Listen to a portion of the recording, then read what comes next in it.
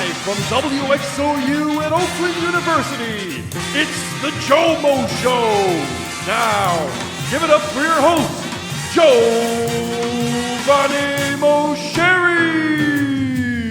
Welcome, everybody, to another edition of the GioMoShow, right here on 88.3 FM WXOU, Auburn Hills, Michigan, Oakland University, and all your wonderful station identification features. I'm your host of the GioMoShow, Giovanni Mosheri, and the GioMoShow is your home for all Oakland sports and beyond on 88.3 FM. If you're not with me right now in the live show, then you can find it at any time on YouTube or wherever you get your podcasts, Apple Podcasts, Deezer, Spotify. I don't even know what Deezer is, but I'm there, and you guys have no way now to miss the GioMoShow. I'm everywhere, baby. Make sure to give a like and a subscribe right here on YouTube, as well as a 5-star review on the podcast, wherever you're listening to, whenever or wherever of those strange platforms. You can also go and subscribe to WXOU Sports. They got another YouTube channel where WXOU has all their sports, all their games, all their interviews, their highlights, everything you need from your favorite college radio station. They got it on WXOU Sports. Be sure to subscribe, as they're trying to get to 100 subscribers by the end of the summer, and you guys can be a part in helping out with that as well. And if we could get more subscribers on the main YouTube channel, then we really would know that we have succeeded. So be sure to show your support on WXOU Sports. Today we'll have an upload of my interview with Kyle Reese. He runs all the club sports at Oakland University, and I got to chat it up with him about last year of club sports, how D3 club hockey got screwed out of getting into the national championship tournament that consists of the top 16 teams, of which there were all season long, but somehow didn't get included. We talked about that. We talked about his run-in many years ago with John Calipari and how it got him banned from orange leaf frozen yogurt. We talk all about that on an interview. You can go over to WXOU Sports and find that as well. And in addition, you can follow WXOU on all social media platforms. Find them on their website, WXOU.org. And you can follow me on social media as well. I'm on Instagram. I'm on Twitter. The TikTok is up and running. And you can follow me wherever you need. And if you want to get involved with the show, use the hashtag #TheGioMoShow. All that information will be in the description of the podcast here. So what we'll be talking about today on the GioMoShow, we continue. This is now, I believe, the 4th week of our season reviews when it comes to Oakland sports, because obviously we're in the summer. We're in the recess period. There's no active Division I sports going on here at Oakland. So what we do during the summer is we take a look back on the season that we spent so much time covering and you guys following along with, reminisce about the championships won, reminisce about the good times for each sport, and give them a bit of review to set the stage for when they continue in their next season. So we continue that today. Last week I teased you guys that it would be both track and swim. However, I'm going to split that up even further. Swim is going to be next week. What we have today is track and field and cross country. Both men's and women's is what is going to be covered today. The running and the throwing and the jumping is what we'll be talking about today. In addition, we'll go over last week of the USPBL, as it's been a strange weekend, and I got a bone to pick with the USPBL about Friday's Hoppers game, and we'll talk all about that. And in addition, it's the Euro Cups going on. I know soccer isn't quite my bag, at least here on the GioMoShow. I usually save it more for the Michigan Soccer Network type stuff. But even then, we don't quite cover the international games. But I'm Italian. I watched the Italian team. They had an exciting game against Croatia recently, and we'll talk about kind of just what I've been seeing from them in the group stages of the Euro Cup, and try and bring it back to Rome, not home. Rome. So we'll talk a little bit about Italian soccer towards the end of the show as well. So let's get things started now with track and field and cross country. Their 2023-24 season, both cross country in the fall. We got indoor and spring, or indoor and outdoor to talk about. And I want to kind of preface it with this. The other sports that I've covered so far and the other ones that we'll be covering in the future, that meaning the ones we've covered already, we've did men's soccer, women's soccer, and volleyball. Much more traditional sports in the way that you follow it. The format of regular season, of out-of-conference games, conference tournament, and kind of jumping up or climbing up the ladder of college sports. It's a lot more traditional in that sense. I feel like a lot more people understand it in that way, as opposed to how track and field and in an extension swimming. We'll talk about this during the swimming segment next week. But track and field, cross country, it's a lot different, and it makes it a bit different to cover when it comes to doing a radio show and a podcast like this. It's not so much following the wins and losses, which, yeah, it becomes a bit hard to wrap your brain around at times, but it's all about the milestones, and it's all about whatever happened in the quote-unquote regular season. None of it matters in comparison to the championship meets. It doesn't matter what you did earlier in the season. All that matters is how fast you are on the day of the championship meet, the Horizon League championship meet. It's just about getting that 1 or 2 times or distances. It's all what it comes down to. I find that beautiful about that sport. I was a swimmer in high school. You guys, if you're close to me, you guys know I was a swimmer in high school. You know, it wasn't the best. Got Macomb County cut in every single event, but I have firsthand experience when it comes to those time-based sports with the first, second, and third. Who's fastest? Who's not? There's no ifs, ands, or buts about it. I love that part about swimming, and I love that about track and field as well, because there's no excuses. There's nothing you can say like, oh, I didn't have enough help, or the game plan was no good, or the matchup was no good. We didn't have a good game plan for the matchup. There's no excuses. The race is the race. You all train for the same race, and you do the same race, and you just got to be in front of them, or farther than them, or stronger than them. And it's something so beautiful to me, and especially with the Olympics coming up as well. It's something that's going to be getting a lot more attention soon. So I hope I can help you guys gear up and kind of get the feel and the gravity of what these particular sports, track and field and swimming, are. There's no excuses. It's all on you. Now, of course, there are team elements to it. I've talked to a lot of track and field athletes. Of course, there are team elements to it. There's the internal competition. There's the motivation. And there's the cheering for each other. And there is the coaching element of it as well. But at the end-all, be-all is, are you faster, stronger, etc.? Can you last longer? So I love that. So I say all of that not only to kind of tell you how excited I am to kind of cover these and to see them in the Olympic and see these sports in the Olympics, but we'll cover these teams in terms of their championship meets. So we'll go over the cross country Horizon League championship meet race, because they only do one race, because you do one and you're done and you're gassed.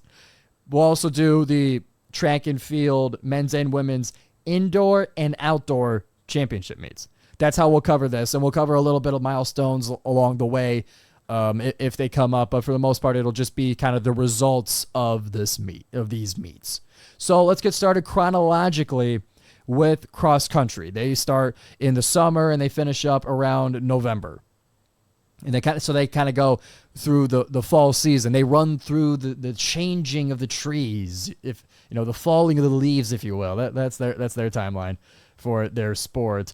So going into the championship meet, Oakland, and I saw that as from studying a lot of this season, is Oakland leans a lot more towards the distance when it comes to their running events, and cross country is where it shines. And we start off with our coverage on a very, very high note, the highest note that we'll see throughout the rest of the show. No disrespect to what we'll be talking about, but Oakland women's cross country started off, or kind of are going to get us started with the Horizon League championship. Oakland, we had 5. Listen, Oakland had 5 championships this year, the most out of the Horizon League. Women's cross country was the first one of them, and I'll kind of go over the not so much the times, but the results rather. So it's essentially when it with women's cross country, and for any of you that are watching, if I'm wrong, let me know in the comments, because I got to learn this stuff too, and if I'm not right, I would trust you guys are as kind of the athletes in this, but it's essentially you take the entire Horizon League and you do a 6K when it comes to the women's side. That's my understanding of it. And Oakland had 7 runners finish in the top 26.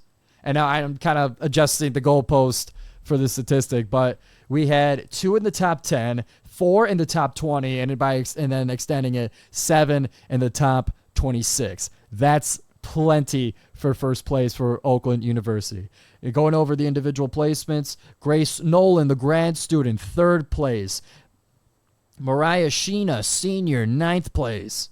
We got Aaron Haggerty, 15th. McKenna Scott, 17th. And then the 23rd, the 24th, and the 26th placement for Oakland University. In addition to that, let's cover the men. Let's go to the men's spot first. The men's cross country, an 8K. They finished that in 3rd place overall. It was Yami Albright that got the 3rd place overall finish for Oakland University, and also Oakland had 5 runners in the top 26. So with all of that and with that great performance, 1st and 3rd place in men's and women's and men's respectively, that added up to not only that Horizon League championship, but Paul Rice, a coach of the Golden Grizzlies, was Coach of the Year. Nominated, awarded, pictured with the award. He's signed, sealed, delivered as Horizon League's Coach of the Year for cross country. So congratulations to Paul Rice. And congratulations to the cross country team for setting things off on the right note for the Golden Grizzlies as far as championships are concerned. Let's now move on to track and field. So track and field, and I say this as if you don't know nothing, as if you don't know anything of what I'm talking about, and you're not as familiar with these sports. I'm your bridge. I'll help you cross. I'll help you cross the bridge. So with track and field, they have 2 seasons. They have the indoor season because it's cold as hell during the beginning part of the winter semester, and then they got the outdoor season when it starts to warm up. Sometimes warms up. So we'll be going through the indoor championships first. We'll start with the men. They finished in 3rd place in the Horizon League Indoor Championship meet. In 1st place, or we'll go over 1st, 2nd, and 3rd place finishes. Eddie Harrell was the only Golden Grizzly to finish in 1st place in any of his events. He finished 1st place in the 800 meter, and it would not be the only time he does it this season. Heads up. 2nd place, we do have three Golden Grizzlies that finished in 2nd place in their event. In the weight throw, it was Romario Jackson who got 2nd place, and also a school record in the weight throw. So not only is he getting silver for the Golden Grizzlies, he's putting his name in Oakland history as the farthest weight throw ever. And I word it that way not only because it's true, but when it comes to school records, this is Division I. And I want to make sure that I'm doing justice, the accomplishment that the athletes are getting. A school record means that every single athlete that has come through Oakland University over our 20-plus years, 25 years of Division I, Romario Jackson is the best weight thrower of them all. That's understand that's what it means to get a school record. It means there is nobody better. We've never seen anyone better. So I wanted to make sure that was just portrayed correctly. So Romario Jackson, 2nd place in the school record in the weight throw. The 1 mile, Yami Albright, who remember had 3rd place in the men's cross country the Horizon League meet. He got 2nd place in the 1 mile run, and then the 400 meter was achieved. Justice Stewart got 2nd place in the 400 meter run, which, if from my memory of running it, I know it sounds dumb, running it in middle school, running the 400, dude, it's not a sprint event. I don't understand how. I wasn't a huge athlete going into my 7th grade track and field season, but from my perspective, it's like, that is not a sprint. I don't know how that's a sprinting event, the 400. I know it kind of flirts with distance, but it's just, I was not able to hold that at all. I had to pace myself the entire way. So just the fact that they can sprint that entire time is just so impressive to me. So that's 1 1st place finish. That's 3 2nd place finishes. A 3rd place finish was had by TJ Brooks in the 800 meter. Recall, Eddie Harrell, 1st place in the 800 meter, and TJ Brooks in 3rd place in the 800 meter. So Oakland's got a little bit going in the 800 meter race as a trend. And like I said, Oakland leans a little bit more towards distance events. So in addition to that, I wanted to give a shout out to freshman Carter McAllister, who broke the freshman record for the 3,000 meter run, a 3K. He is now the fastest freshman to ever run the event. Congratulations to Carter McAllister. And he did that multiple times during the season, because if you get the obviously if you get the record early in the season, then just any improvement that you make to your personal best will just become a new school record. So he did that multiple times, and I remember talking about it more than once on the Golden Grizzly Blitz throughout last semester. So that's what we got for the indoor men's championships side. For the women's side, they finished in overall 5th place at Horizon Leagues. Unfortunately, no Golden Grizzlies were had in first place in their events, but second place in the 800 meter was Abby Jackson. And again, so zooming out, again, it was Eddie Harrell who was first in the men's 800. Now Abby Jackson, second place in the women's 800, and TJ Brooks, third place in the men's 100. It's a lot of in the 800. It's a lot of 800, specialized athletes. We got great players, athletes in the 800 meter. So in addition to that, third place finish was had by the distance relay and the 4x4 relay, and Erin Haggerty in the 3,000 meter. Again, Erin Haggerty, she was 15th place in the women's cross country championship that won the Horizon League. So I always kind of like to see that as to kind of the crossover of, I know it's running. It's still the same sport in that sense, but you have an athlete performing like that in November. Let's say, take Erin Haggerty as our example, 15th place in the 6,000 in November, and then you move to, I believe the indoor championships around March, and then you get third place in a 3,000. I love seeing the same names pop up multiple times at different events at different times at different seasons. I love that about this sport. So that is the women's indoor championship. Also some shout outs. Kavina Finch, freshman record in the 60 meter dash, and Kylie Anderson, freshman record in the 60 meter hurdles, were also had for the women. And a lot of this was me scrolling through the track and field social media page, because obviously they're going to give a shout out to those who have broken records or personal bests and such, and top 3 placements. So that was had for the Golden Grizzlies indoor track and field season.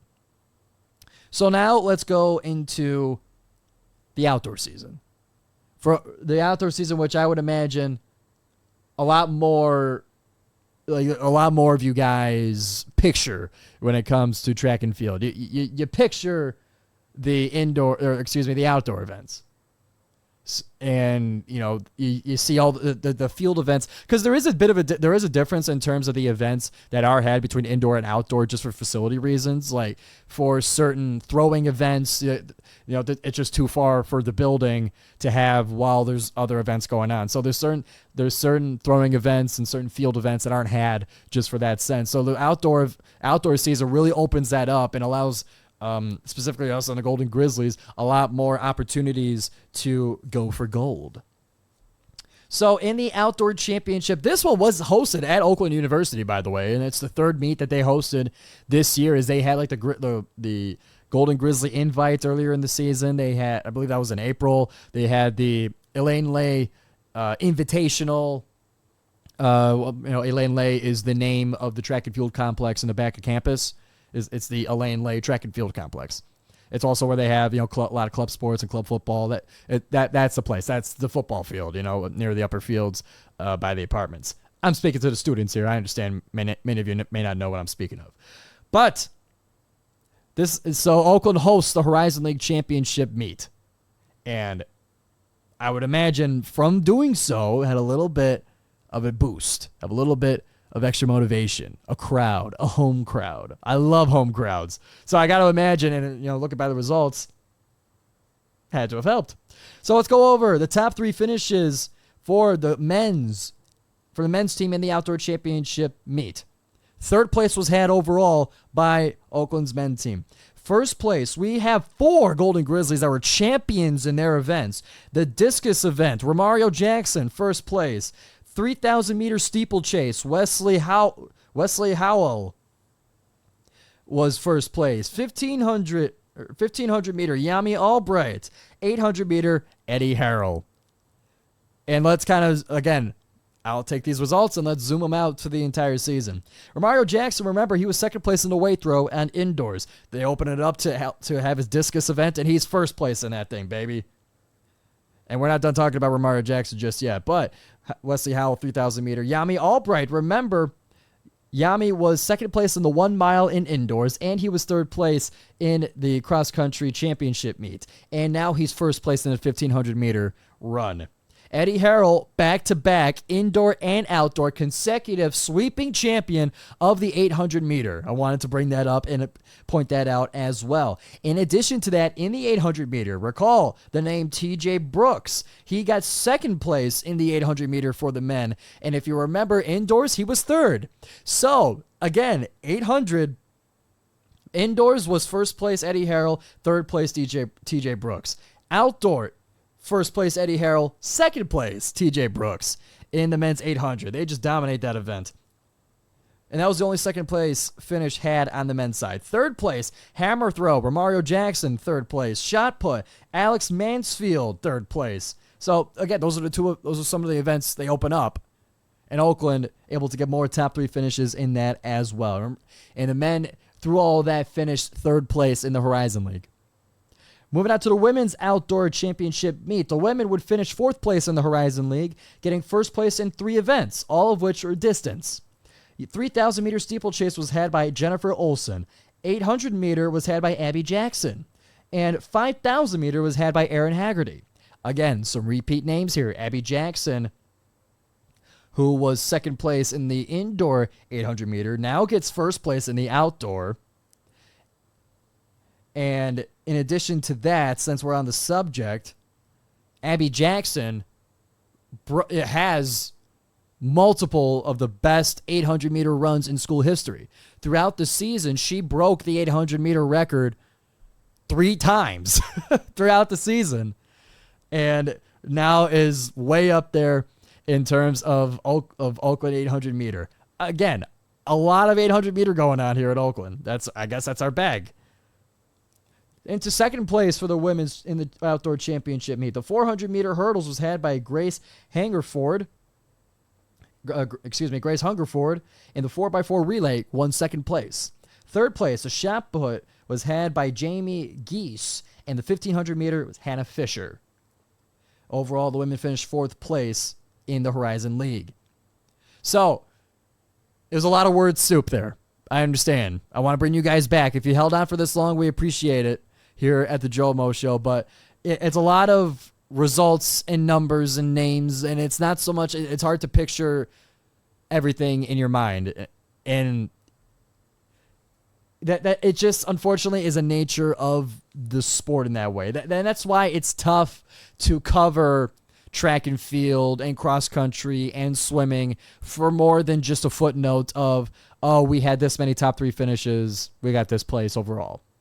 And it's a shame. I wish I could go into more details to a lot of these events, but like I mentioned at the top of the segment, it's time and placement. There's no other discussion. There's nothing else that matters in this sport. You win or you lose. You're fast or you're slow. That is what is decided through these races and contests. So it does make it a little bit difficult to cover, but understand that these athletes train in these specific events nearly every day. You're not going to have, unless you're a decathlete, which is its own insane task, but unless you're one of those, then you specialize in 2 or 3 events, and you train those 2 or 3 activities constantly, refining every step, every pace, every breath you take, refining it and making it perfect so that when you get to that championship meet, you give it your absolute best on that one try. Especially with distance events, you don't get a redo. Sprinting and some of those events, and shot put and the field events, you get multiple tries at it. But when it comes to at least the distance events, you get one crack at it and your body is toast. So you got to make sure that when you do it right. And, you make sure you're spacing and you're pacing and when you pass and what part of the track or the course do you do those passes. All of that is strategically planned for each of these athletes in discussion with their coaches and all that stuff. So understand that all of the word soup that I had in terms of these results is the result of so much trial and error and refining and conditioning.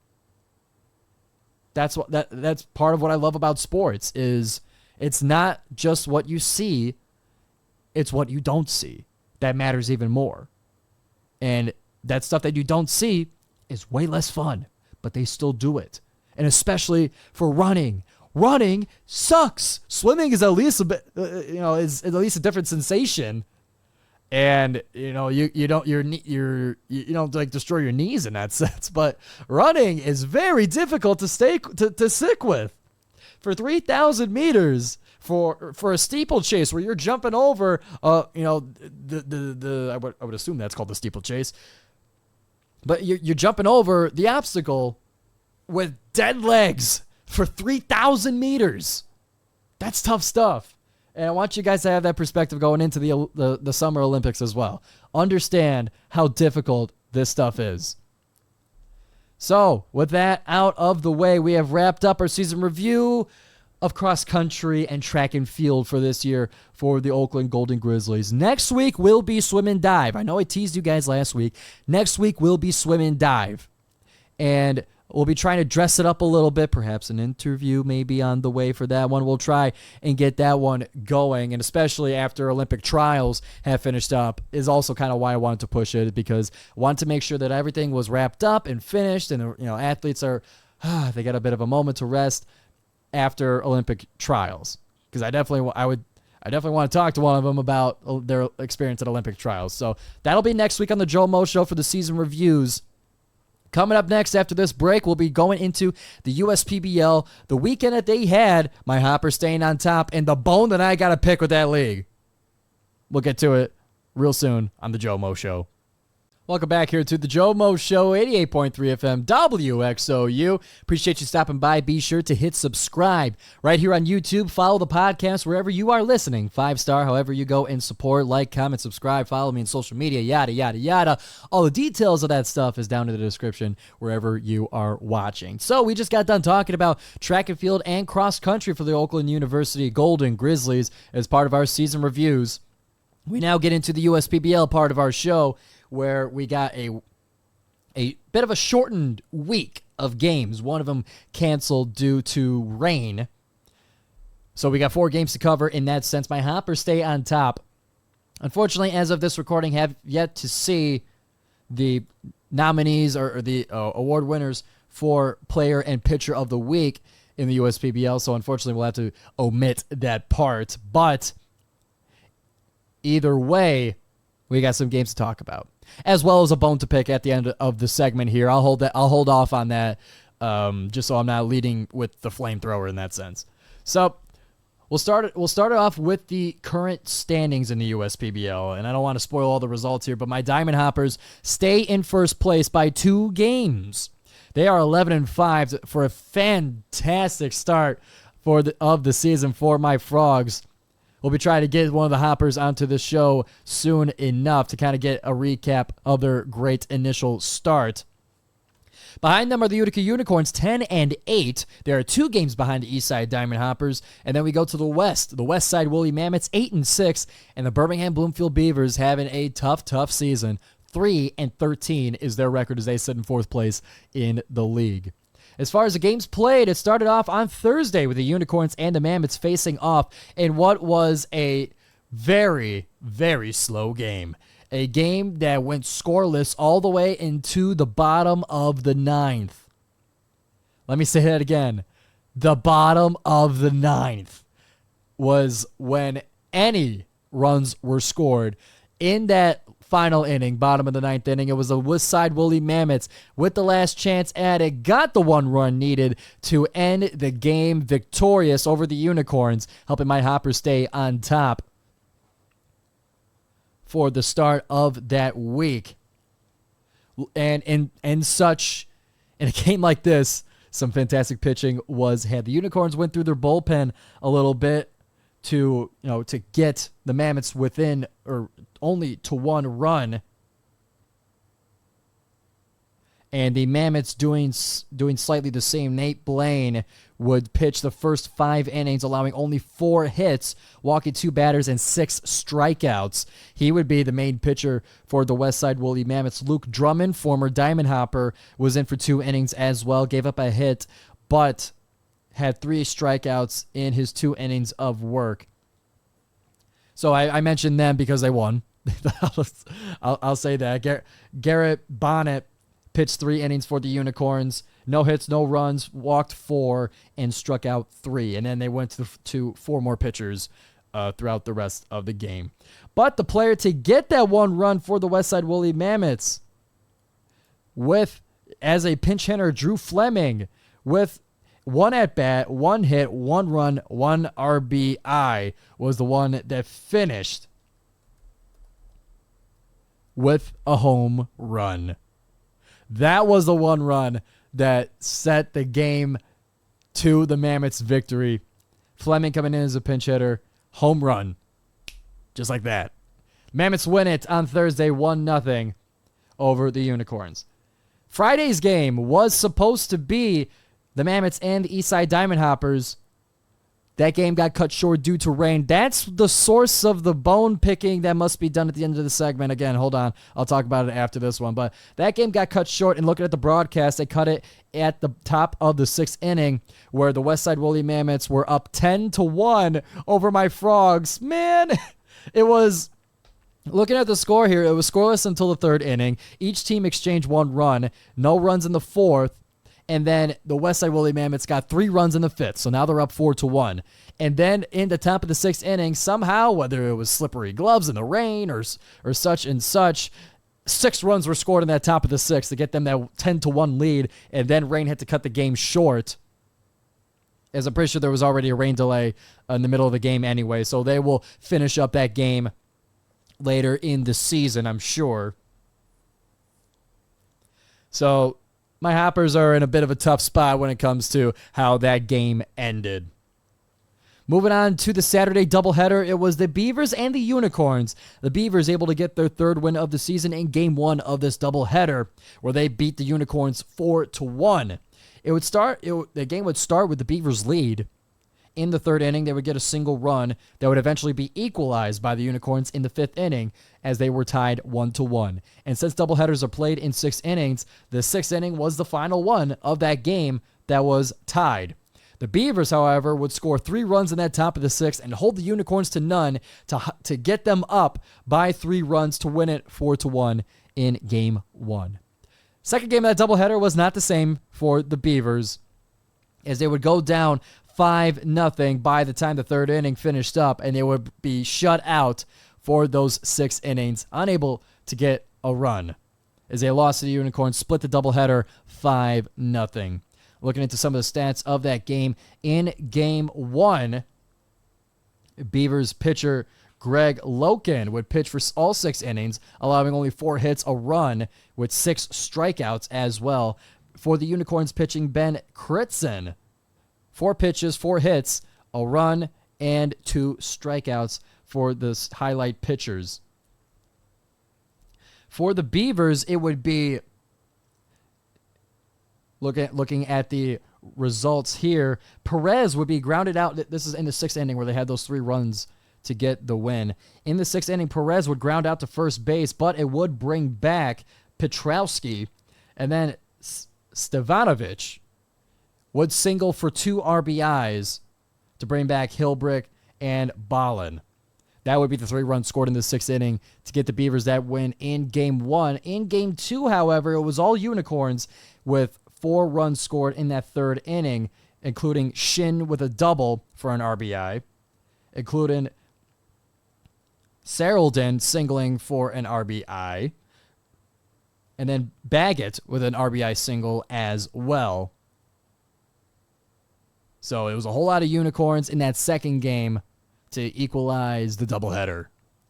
And now the final game of the weekend, it was a rematch of Friday's matchup between the Mammoths and the Hoppers. This one, another low-scoring event. Maybe that's why they're kind of holding off on releasing the players and pitchers of the week. There were a lot of good pitch performances, but there wasn't a whole lot of good batting performances. Maybe that is the cause of the delay.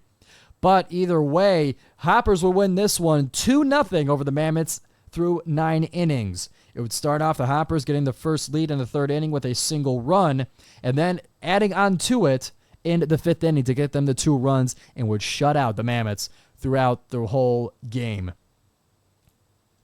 On the mound for the Hoppers was a combination of Ryan Corloden, who had pitched the first 7 innings, only 4 hits, 2 walks, and 9 strikeouts.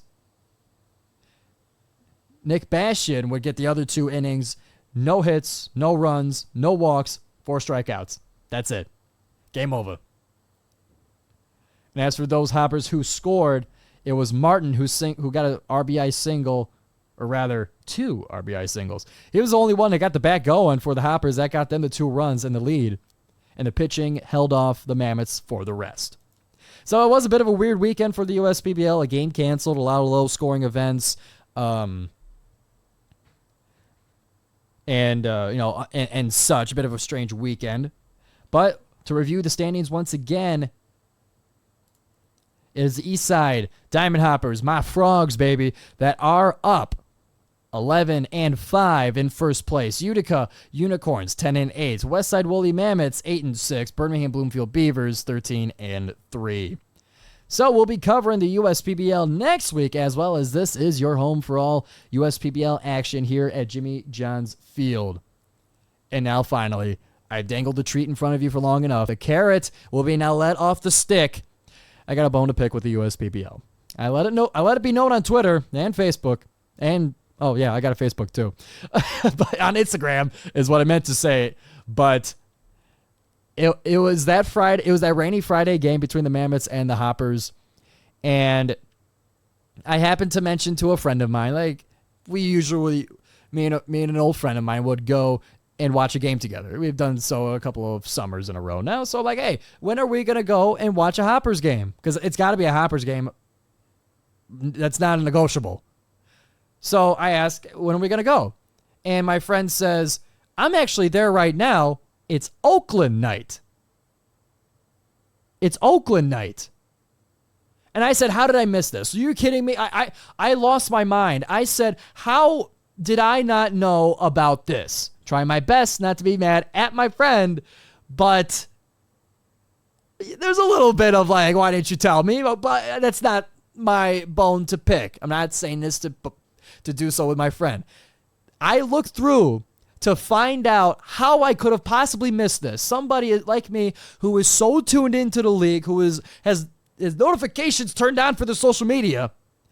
How did I possibly miss an event that is all of what I'm about? Diamond Hoppers and Golden Grizzlies. Can't be through the first pitch of the game. They were selling t-shirts of Oakland at Jimmy John's Field. Nobody but me should know about this. You know what I mean? Like, how could I, as the biggest Diamond Hoppers fan in the world, as the biggest Golden Grizzlies fan in the world, media member, podcast host, how could I have missed this? And I looked through. And I was looking through the social media. Nothing. And I looked through the website. I went onto their schedule page. And on the bottom of each, they will show what event and promotion that they have for that night. Princess Night, Disney Night, Italian American Heritage Night, another bone to pick. You guys ran out of peppers and onions on Italian American Heritage Night again. Anyway, I looked through, and the event for that night was Meet the Mammoths Night. No mention of Oakland until you click on that specific game, scroll down a page and a half, and then you see it's Golden Grizzlies Night. That can't be stored in the first pitch. That they're selling t-shirts with Oakland at Jimmy John's Field on it. No social media. No article written. Nothing announced for an event like that. That bothered me. And yes, I'm a very specific fan. But at a greater level, Why would you have any event that you're not going to promote? It doesn't matter if it's bricklayers night, if it's basket weaving night. Why would you go through the effort of doing any of that? Of getting campy, of getting the shirts pressed, of probably getting Grizz there, of doing any kind of extra work for the event. Why would you do any of that if you weren't going to tell anybody? You're a baseball league. You're trying to get fans in the stands. You're trying to get them to buy tickets and watch your stuff.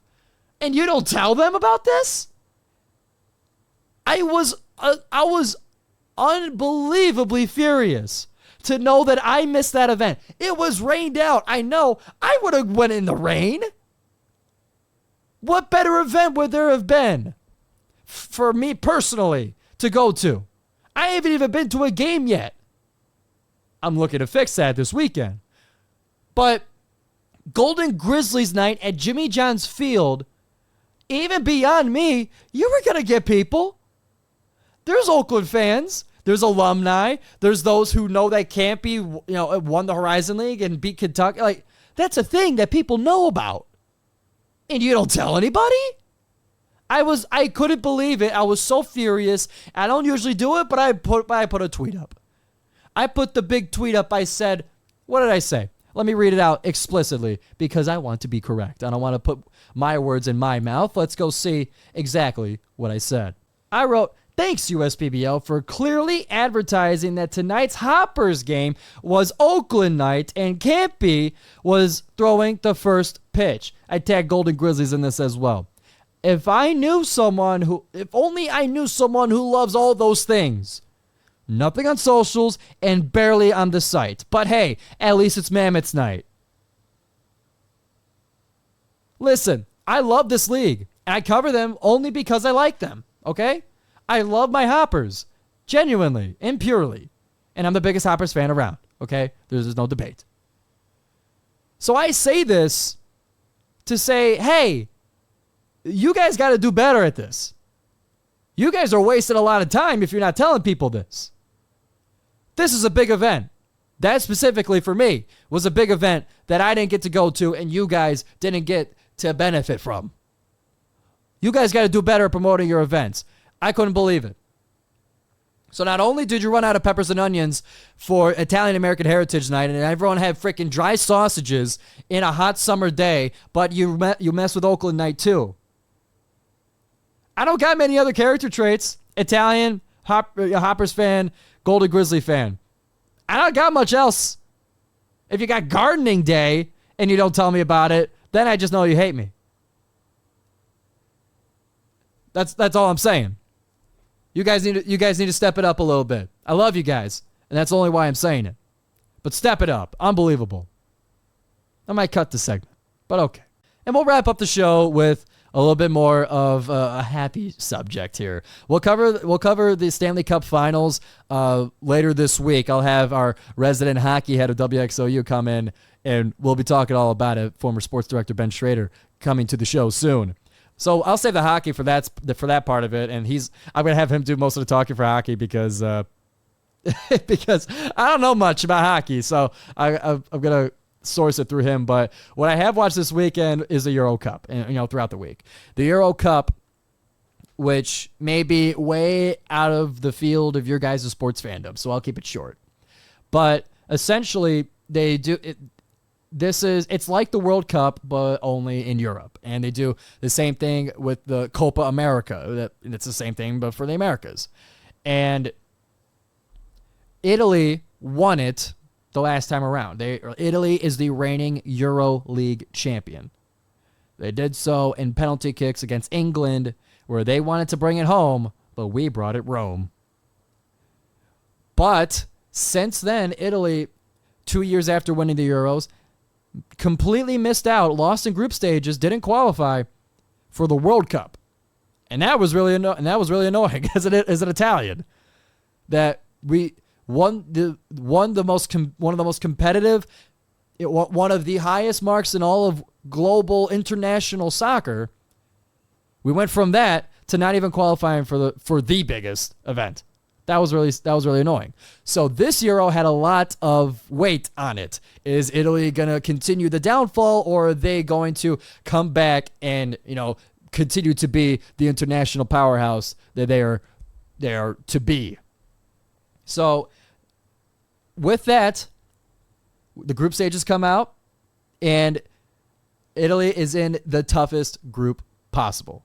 They literally call it the group of death. And just in case you guys don't know what I mean by groups, it means that they had, I believe it was 8, I forget how many, but they group teams in groups of 4. They all play each other, so so one team will play the other 3, and whoever has the best record out of the 3 games they played get to continue.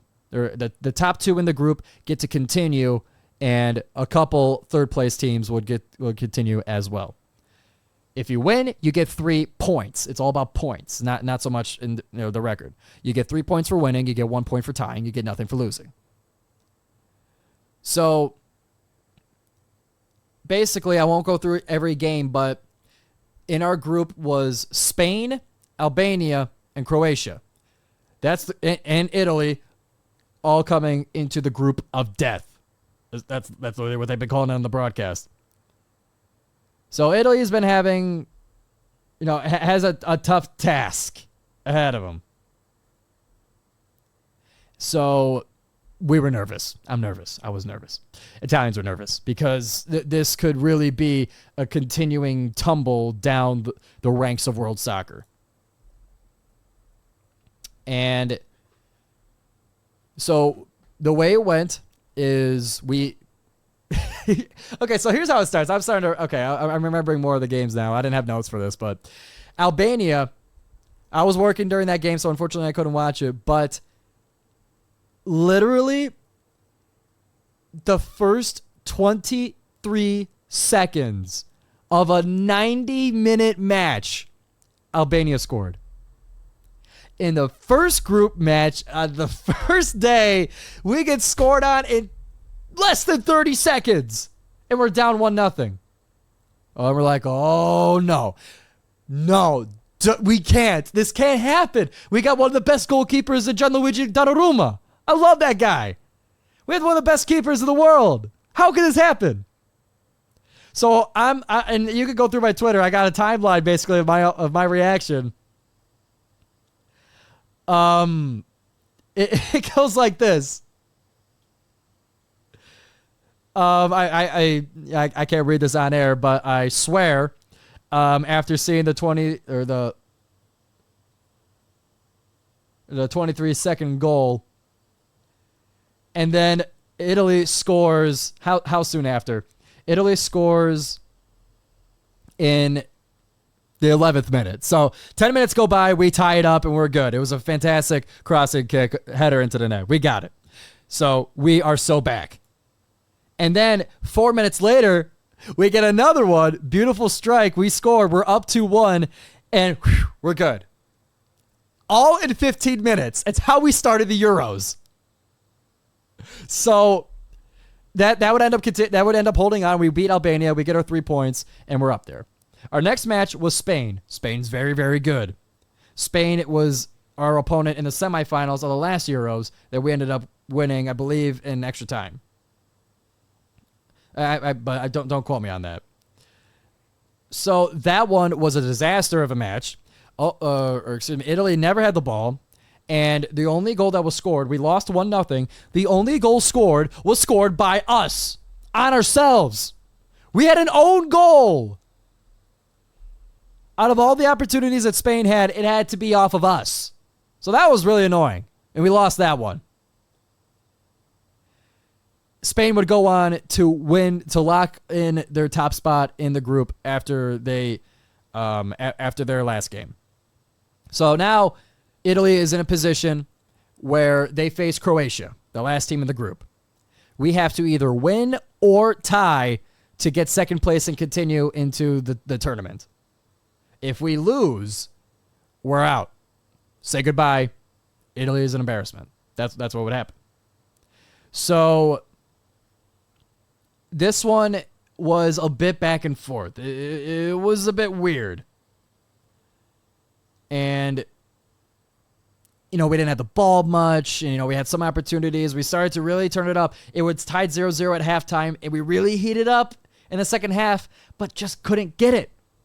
And then we let in a goal.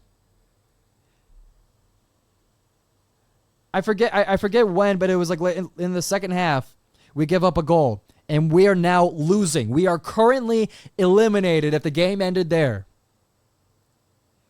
Refs were really helping Italy. I will be honest. Refs were really, really helping Italy with yellow cards everywhere and free kicks. And, we had, this doesn't have to do with the refs, but we had 10 corner kicks. We had so many opportunities, but we just couldn't get it done. And then 90 minutes roll around, and they add in stoppage time, for injuries or timeouts because they keep the clock running. 8 minutes were added. That is an absurd amount of time to add to a game of this magnitude. A win or go home type of game for Croatia and a surviving match for Italy. 8 minutes of stoppage time. And it keeps going and going, and we can't get it, and I'm in despair. No, my country, my nation can't even get out of the group stage. 97 minutes, and we couldn't score. But then in that 97 minutes, the literal last absolute chance that we could possibly get.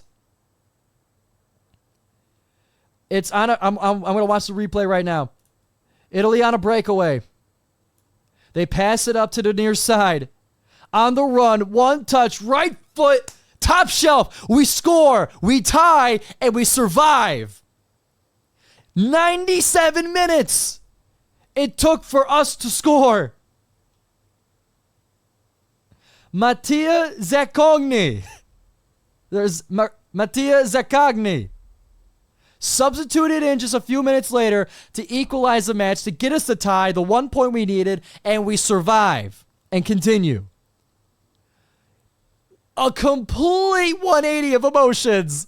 That's how powerful soccer can be.